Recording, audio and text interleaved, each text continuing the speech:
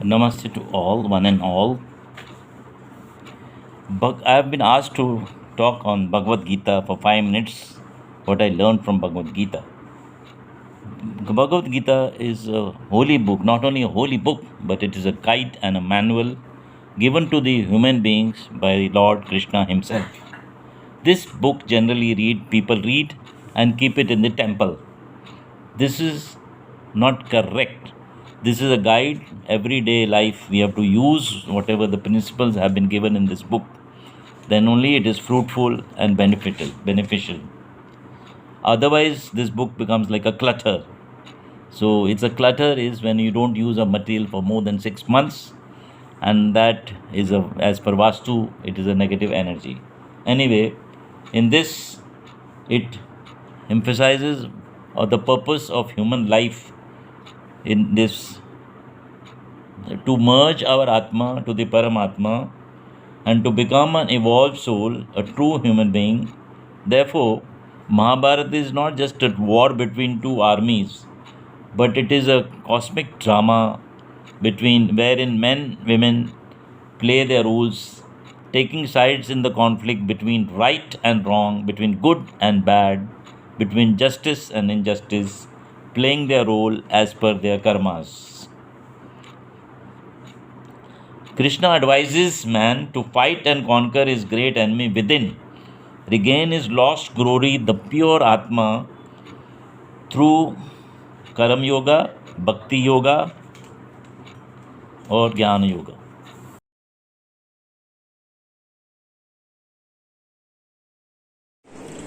જય શ્રી કૃષ્ણ. મારી દ્રષ્ટિએ શ્રીમદ ભગવદ્ ગીતા એટલે વેદ અને ઉપનિષદનું મખણ. શ્રીમદ ભગવદ્ ગીતા એટલે ભગવાને ગાયેલું માધુર્ય. શ્રીમદ ભગવદ્ ગીતા એટલે માનવ જીવનની માર્ગદર્શિકા અને શ્રીમદ ભગવદ્ ગીતા એટલે માતું હૃદયથી વહેલું જ્ઞાનનું ઝરણું.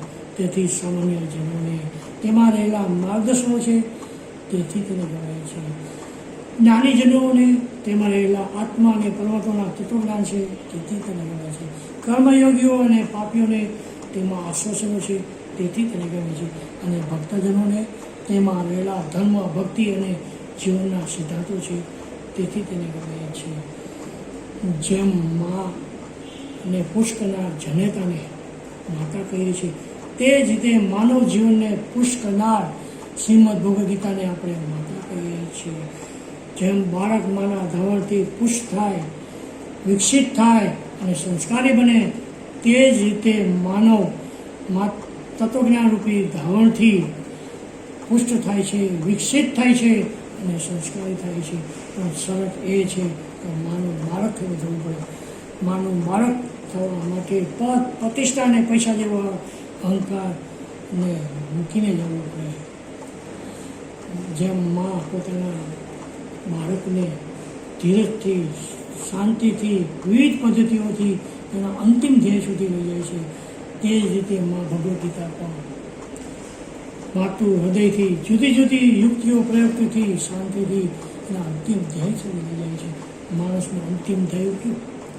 માણસનું અંતિમ ધ્યેય મારી દૃષ્ટિએ ભગવાનને પ્રાપ્ત કરવા એ છે. ભગવાનને પ્રાપ્ત કરવાના 4 રસ્તાઓ 12મા અધ્યાયમાં બતાવ્યા છે. મા ગીતા કહે છે, તું ધ્યાન કરીને તું મને પામી શકીશ. ધ્યાન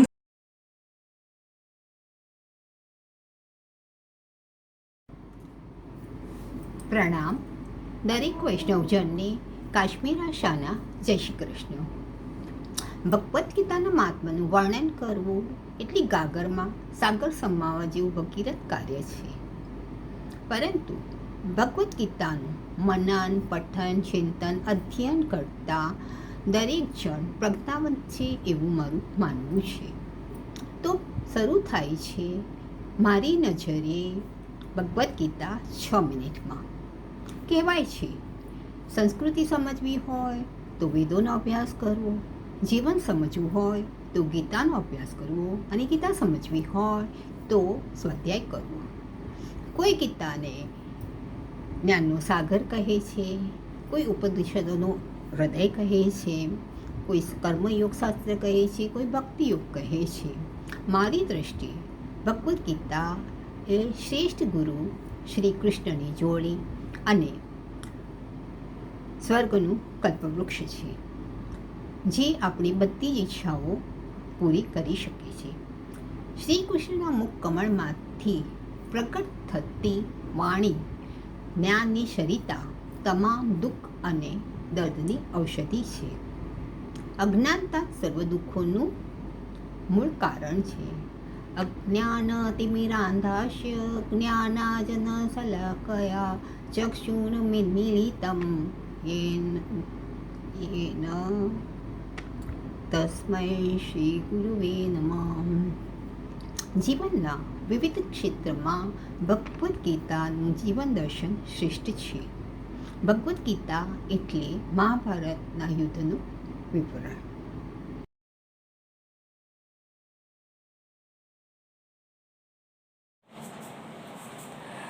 સર્વે વૈષ્ણવોને જય શ્રી કૃષ્ણ. મારું નામ ડૉક્ટર પ્રતીક્ષા મધુકર ભટ્ટ. હું જામનગર ગુજરાતથી બોલું છું. સૌપ્રથમ તો ગુજરાતી ગૌરવ ફાઉન્ડેશન ચેરિટેબલ ટ્રસ્ટના આયોજકોને ખૂબ ખૂબ અભિનંદન કે આ સ્પર્ધામાં મને બોલવાનો મોકો મળ્યો એ બદલ આભાર વ્યક્ત કરું છું. મારો વિષય વ્યક્ત કરું છું આપની પાસે કે શ્રીમદ ભગવદ્ ગીતા મારી નજરે. આશરે 5000થી પણ વધારે વર્ષો પહેલાં શ્રી કૃષ્ણના કંઠે ગવાયેલી આ શ્રીમદ ભગવદ્ ગીતા એ વૈશ્વિક ગ્રંથ છે.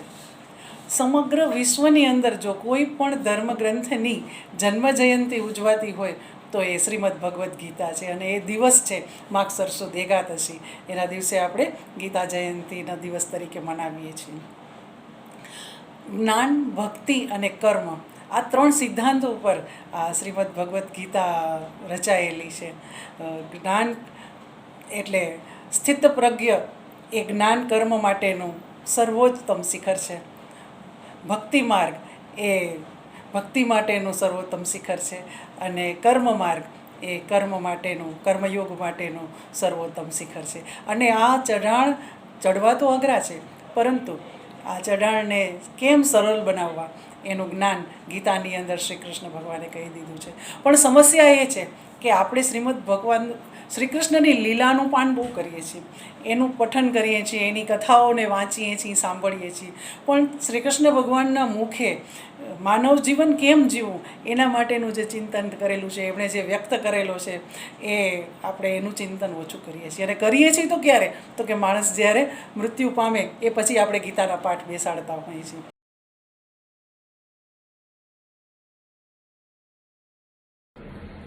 हेलो, नमस्ते. I am doctor Sagarika Roy Bhatia और गीता से जो मैंने सीखा है इस एक तो गीता का जो ज्ञान है जो है कर्म किए जाओ और फल की चिंता मत करो. ये मैं शुरुआत से मैं बहुत पालती आई हूं मैं कि कर्म अपने किए जाओ, फल अपने आप ही मिलेगा और मुझे मिलता आया है. इसका जो एहसास है ये मुझे पूरा हुआ है. और दूसरी बात है what I understand from Gita is that कि सबका एक मेंटोर जो है गुरु, एक गुरु होना बहुत जरूरी है. लाइफ में अगर किसी के पास एक गुरु हो तो मतलब वो गुरु का जो शिक्षा है, गुरु जो रास्ता दिखाता है, वो फिर जीना आसान हो जाता है. तो गुरु का होना बहुत जरूरी है. एंड कृष्ण के जैसे गुरु किसी को अगर मिल जाए तो फिर तो ये जिंदगी कटना बहुत ही आसान हो जाएगा, बहुत ही आसान हो जाएगा. और तीसरा है, मैं यही सीख मिलती है मुझे गीता से is that you have to be a life long learner, जिसे हिंदी में आजीवन विद्यार्थी कहते हैं. Because if you are a life long learner, बाधाएं बहुत आती है जिंदगी में, पर अगर आप सीखने के लिए तैयार हो तो ये सब बाधाएं मिट जाती है. You lose your ego. आप जब सीखने के लिए तैयार हो जाओगे तो फिर ये जो ईगो है कि मुझे सब कुछ आता है, यू लूज दिस ईगो. और जब ये ईगो चला जाता है then life becomes very easy. हम ये लाइफ को संपूर्णता से हम जी सकते हैं. तो गीता ज्ञान, ये 3 ज्ञान मैंने गीता से लिया है and I do follow it. मैंने गीता 2 बार किया है, खत्म किया है मैंने चिन्मय मिशन से. पर ये जो 3 बातें हैं मुझे बहुत अच्छा लगता है.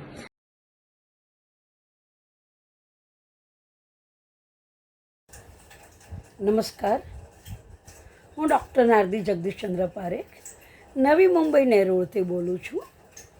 મારી ઉંમર છે 70 વર્ષ અને મારો મોબાઈલ નંબર છે 9224328898. સર્વપ્રથમ તો હું કેસરિયા મંડળ, તેની સમિતિ તેમજ દક્ષાબેનનો ખાસ આભાર માનું છું કે આવો સુંદર વિષય રાખ્યો અને અમને 2 શબ્દો બોલવાની તક આપી. તો હું શરૂઆત કરું છું મારા જ લખેલા એક સંક્ષિપ્ત ગીતાની 2 લાઈનથી અને કંઈક કહેવા પ્રયત્ન કરું છું. ગીતા રે રચીને કાને ચીંધ્યો જીવન રા, એને રસ્તે ચાલે તેનો મટે અંતરદા. ગીતા રે રચીને કાને ચીંધ્યો જીવન રા. ગીતા એ ગીતાકારે રચેલું એક એવું સુમધુર ગીત છે જે સુગે છે, મધુર ભાષી છે, પણ સૌથી વધુ તો જીવનને સુમધુર બનાવે તેવું ગીત છે, જે ધર્મનિરપેક્ષ છે, જેણે ધર્મને નહીં પણ કર્મને પ્રાધાન્ય આપ્યું છે. ગીતાએ ભક્તિના ભાવને માન્ય રાખ્યો છે. ગીતા એટલે શ્રી કૃષ્ણ જીવનના હસ્તાક્ષર. હરિઓમ, જય શ્રી કૃષ્ણ. આ મોરપંખને જોતાં જ આપણને શું યાદ આવી જાય? ખરી વાત, કૃષ્ણ. બસ ગીતાનું પણ આવું જ છે. જેવું તમે ગીતા વાંચો અને જે રીતે તમે એને સમજો એટલે તમને કૃષ્ણ દેખાય જ ગયા સમજી લો, તમે એમને પામી જ લીધા સમજી લો. બસ મારી દ્રષ્ટિએ ગીતા વિશે કંઈ કહું તો આમ તો બહુ જ શબ્દો ખૂટી પડે એટલી બધી વસ્તુઓ કહેવા માટે છે, પણ એક સુંદર વસ્તુ છે કે મારી દ્રષ્ટિએ ગીતા એટલે દર્પણ. દર્પણ એટલે સામાન્ય રીતે દર્પણમાં આપણે આપણી જાતને નિરખીએ એટલે આપણે શું, પછી એને જોયા પછી આપણને આપણા અંદરના સુંદરતાને નિખારવા વિશેના આપણને ઘણી બધા પ્રયત્નો યાદ આવે, એમ થાય કે આપણે આ કરવું જોઈએ, તે કરવું જોઈએ. અને સેમ એવું જ છે, ભગવદ્ ગીતા એક એવું દર્પણ છે જે માણસ અંદરથી પોતાની જાતને જોઈ શકે છે, એની અંદરની સુંદરતા, કુરૂપતા એ બધું જ એ જોઈ શકે છે અને એને નિખારવા માટેના પ્રયત્નો એ ભગવદ્ ગીતા દ્વારા જ કરી શકે છે. આમ તો ઘણીવાર મેં લોકોને કહેતા સાંભળ્યા છે કે મને કોઈ ચાહતું જ નથી, મને કોઈ સમજતું જ નથી. પણ ખરી વાત તો એ છે કે આપણે આપણી જાતને સમજવાની છે. આપણે લોકોની દ્રષ્ટિએ કે આપણી પોતાની દ્રષ્ટિએ નથી સમજવાનું પોતાની જાતને, પણ જે રીતે ભગવાનને ગમે છે એ રીતે આપણે આપણી જાતને ઢાળવાની છે. અને એના માટે આપણને ભગવદ્ ગીતામાં ભગવાન શ્રી કૃષ્ણ જ રસ્તો બતાડે છે અને એ જ રસ્તે ચાલવું અને આપણે એ વસ્તુને પામી શકીએ છીએ.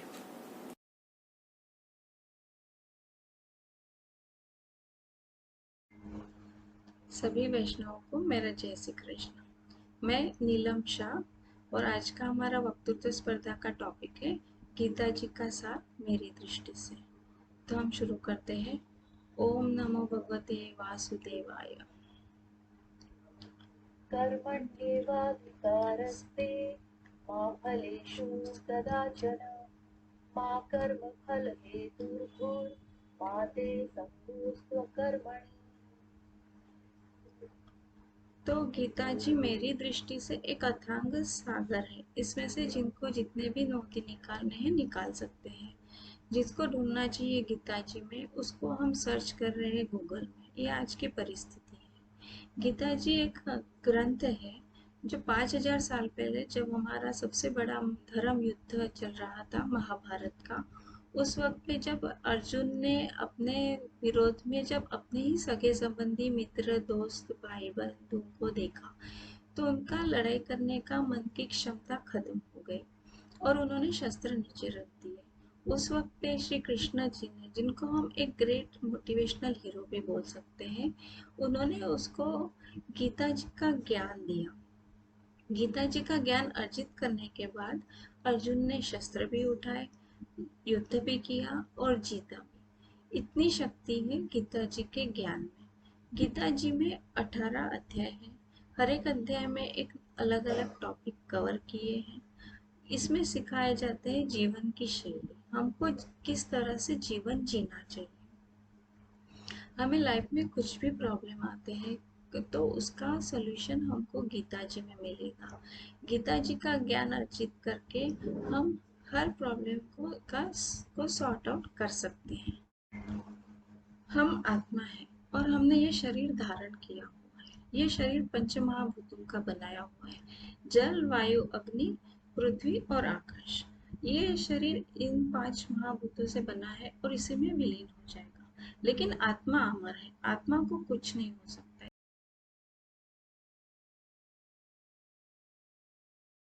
કૃષ્ણ, હું ભાનુ અજીત સંપત 16B નવી ભાટિયા માજનવાડી, ચોથે માળે, Kolbhat lane, Kalbadevi road, Mumbai 2. Mobile 9769078830. Shrimad Bhagavad Gita મારી દ્રષ્ટિએ. એક કવિએ કહ્યું છે, ગીતા જીવનનો ગ્રંથ છે, ના એમાં કોઈ સંદેહ છે. શ્રી કૃષ્ણના પ્રેમ તણો ગીતા છલકતો જામ છે, ગીતા છલકતો જામ છે. પ્રાચીન કાળથી આજ સુધી કેટલાય ધાર્મિક ગ્રંથો લખાઈ ચૂક્યા, પણ ગીતાની તોલે આવે એવો કોઈ ગ્રંથ નહીં. દુનિયામાં મહાન અને સુંદર સ્ત્રીઓ હોય, પણ મારી માની તોલે કોઈ ના આવે. માટે માં, આ ગીતા મારી માં છે. જગતની ચિદઘન શક્તિના સ્વમુખારવિંદમાંથી માની મમતાનું વહેતું રહેલું ઝરણું એટલે ભગવદ્ ગીતા. કઈ કેટલાય સત્તાધીશો આવ્યા ને ગયા, એમના નામ પણ ભૂસાઈ ગયા, પણ શ્રી કૃષ્ણનું નામ આજ 5,000 વર્ષ પછી પણ આપણા હૃદય સિંહાસન પર છે અને આવનારી અનેક પેઢીઓ સુધી રહેશે. કારણ પ્રભુએ શાશ્વત અને ચિરંતન મૂલ્યો કયા છે. ગીતા કહેતી વખતે ગીતાકાર નંદ યશોદાનો લાલો કે ગોપીચંદ વલ્લભ નહોતો, પણ સૃષ્ટિનો સર્જનહાર. અર્જુનને નિમિત્ત બનાવી માનવ માત્રને તત્વજ્ઞાન કહે છે. કાર્પણ્ય દોષને લીધે હતપ્રભો થયેલા અર્જુનને જ્ઞાન, કર્મ અને ભક્તિનો સાચો રસ્તો બતાવીને સ્વધર્મ બજાવવા તૈયાર કરે છે અને એનો પાટો જ બદલાવી નાખે છે. હથિયાર તજી દીધેલા, સ્વધર્મ ચૂકી ગયેલા અર્જુનને શરીરની અશાશ્વતતા અને આત્માની શાશ્વતતા સમજાવીને અટલ મૃત્યુનો ડર કાઢી નાખે છે. સ્થિતપ્રજ્ઞના લક્ષણો બતાવે છે. કર્મણેવા અધિકારસ્તે મા ફલેષુ કદાચન કહીને સાચો નિષ્કામ કર્મયોગ સમજાવે છે. ધર્મ સંસ્થાપનાર્થાય સંભવામી યુગે યુગે. આ કેટલું મોટું આશ્વાસન છે. અને કયો ધર્મ? હિન્દુ, પારસી, ઇસ્લામ વગેરે ના, આ તો બધા સંપ્રદાયો છે. ચાતુર્વર્ણ્ય મયા સૃષ્ટમ કહીને ભગવાન સાચો સ્વધર્મ સમજાવે છે. પછી જ્ઞાન, વિજ્ઞાન, રાજવિદ્યા, પોતાની વિભૂતિઓ અને વિશ્વરૂપ દર્શન કરાવીને અર્જુનના જીવનને ઉર્ધ્વતા બક્ષે છે. મૈયાવેશ્ય મનોએ મામ કહીને શાસ્ત્રોક્ત મૂર્તિ પૂજા અને સાચી ભક્તિ સમજાવીને ભક્તના ગુણો બતાવી કહે છે, યોમદ ભક્ત સમે પ્રિય મમૈવાંશો જીવલોકે અને સર્વસ્ય ચાહમ હૃદય સન્નિવિષ્ટો કહીને ભગવાન જન્મ જન્માંતરનું ભાથું આપણને આપી દે છે. અને છેલ્લે કહે છે, સર્વધર્માન પરિત્યજ્ય મામેકમ શરણમ વ્રજ તો અહમ ત્વામ સર્વ પાપેભ્યો મોક્ષયિષ્યામિ મા શુચ. હું તને સર્વ પાપથી મુક્ત કરી દઈશ. આ ભગવાને આપેલું અભયદાન છે. અને અર્જુન કહે છે, નષ્ટો મોહ, મારો મોહ ગયો. કરીશ્ય વચનં તવ, કેશવ તમે કહેશો તે જ કરીશ. આ છે અર્જુનનું સમર્પણ. આમ ગીતા સાંભળ્યા પછી સંજય ભારતના મહાન ધૃતરાષ્ટ્રને ધૃતરાષ્ટ્રને કહે છે, યત્ર યોગેશ્વરો કૃષ્ણ યત્ર પાર્થો ધનુર્ધર તત્ર શ્રી વિજયો ભૂતિ. મતલબ વિજય તો કૃષ્ણ ને અર્જુનનો છે, તમે તો હારી જવાના. યુદ્ધના શરૂઆત પહેલા જ યુદ્ધનું સાચું પરિણામ બતાવી દેવાની હિંમત સંજયમાં ગીતા સાંભળ્યા પછી આવે છે. ગીતા નાનપણથી જ ભણવી જોઈએ. ગીતા સંન્યાસીઓ માટે નથી, આપણા જેવા ગૃહસ્થીઓ માટે જ છે. ગીતા કહેનારો 16,108 પત્નીનો પતિ મહાન સંસારી હતો અને સાંભળનાર અર્જુન પણ ગૃહસ્થી જ છે. કુરુક્ષેત્રના રણાંગણમાં પ્રભુના મુખમાંથી વહેલા શ્લોકો બોલતા આપણે આપણી વાણીને પવિત્ર કરવાની છે. અને ગીતા એ ફક્ત આપણા ભારતીયોનો જ ઇજારો નથી. ગીતાને તો માથે લઈને પરદેશીઓ નાચ્યા છે. ભારતનો પહેલો ગવર્નર વોરન હેસ્ટિંગ્સ ગીતાને અંગ્રેજીમાં અનુવાદ સર વિલિયમ જોન પાસે કરાવે છે. આ છે ગીતાની મહત્તા. તેથી જ કહેવાય કૃષ્ણમ વંદે જગદગુરુ. ને ગીતા કાંઈ રોજ પૂજા જ કરવાનો ગ્રંથ નથી. એને પૂજા કરવી એટલું પૂરતું નથી. ગીતામાં કહેલા વિચારોને આત્મસાત કરવાના છે. મર્યા પછી નહીં, જીવતા જ વાંચવાનો ગ્રંથ છે. કારણ 84 લાખ યોની ફરીને આવેલો આ માનવ દેહ સાર્થક તો જ થશે. અને ગીતા તો છે મહાન જ્ઞાનનો સાગર. એને સમયની મર્યાદામાં રહીને મારી નાનકડી બુદ્ધિની ગાગરમાં સમાવવાનો મેં અલ્પ બાલિશ પ્રયત્ન કર્યો છે. કૃષ્ણાર્પણમસ્તુ.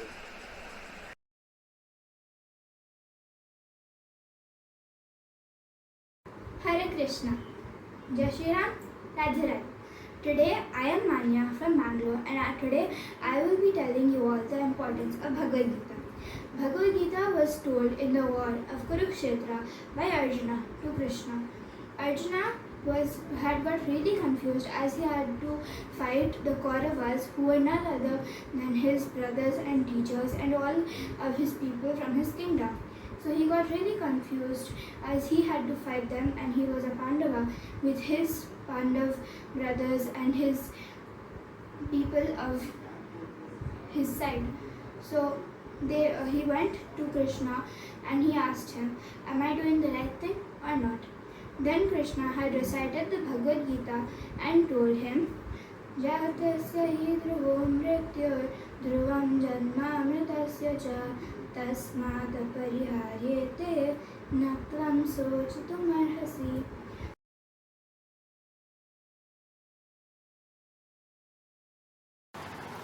Respected judges, dear friends and all elders, Jai Shri Krishna. Today, I want to share my thoughts on the topic of Srimad Bhagavad Gita as per my vision. I am too small to narrate my thoughts on this topic, but still I am trying my best to give justice to this topic. Srimad Bhagavad Gita was sung by our beloved Lord Shri Krishna on the battlefield of Kurukshetra when his best friend Arjun was fixed between his duties. If it was the fight between Dharma and Adharma, then Arjun knew that he had to follow Dharma, but he was fixed between two Dharmas. One was his Kshatriya Dharma that told him to kill all those who were doing injustice and wrong.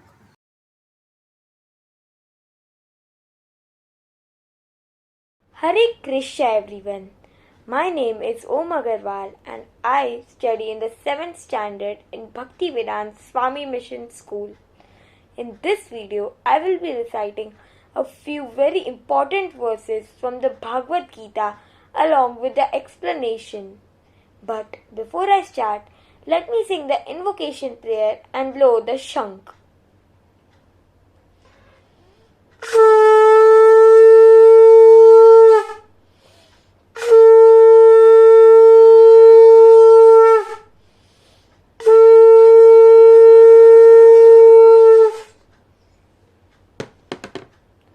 Now the invocation prayer.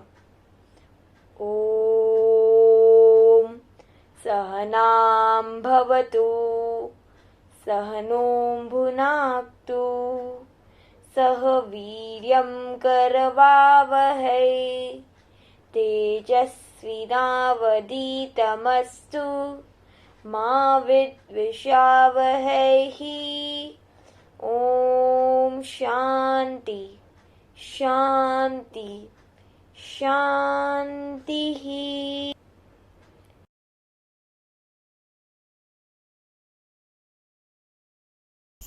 The Bhagavad Gita is a religious scripture written by Rishi Vyasa.